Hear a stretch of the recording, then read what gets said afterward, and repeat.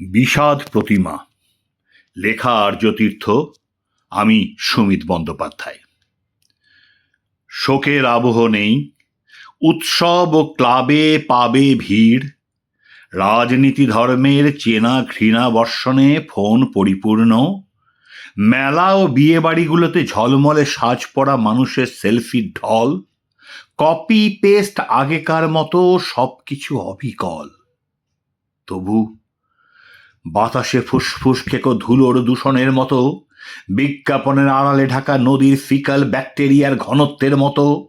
নগর উন্নয়নের ঢক্কা নিনাদে নিঃসারে খুন হওয়া গাছ পুকুরের মতো বিষাদটা মন ঘেঁষে পাশে বসে আছে। মুখ্যমন্ত্রী ও প্রধানমন্ত্রী নারী দিবসের শুভেচ্ছা বার্তা, বিরোধী নেত্রী নেতার নারী দিবসের শুভেচ্ছা বার্তা,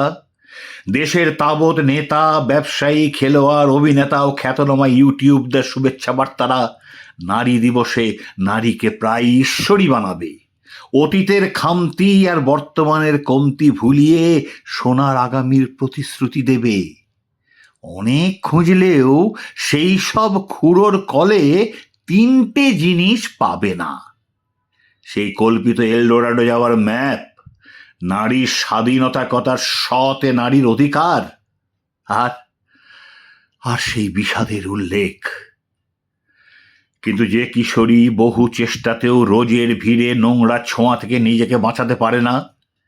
যে বালিকা কাকু কোলে নিলে ভালো লাগে না বলে মায়ের চাপা ধমক খায়, থিসিস শেষ করার অত্যাবশ্যক শর্ত হিসেবে যে মেধাবী মেয়েটি 2 দিন ডায়মন্ড হারবারের প্রস্তাব পেয়েছে, বাড়ির একমাত্র রোজকেরে যে গৃহবধূ বড়বাবুর অনধিকার স্পর্শ বাধ্য হয়ে মেনে নিয়েছে,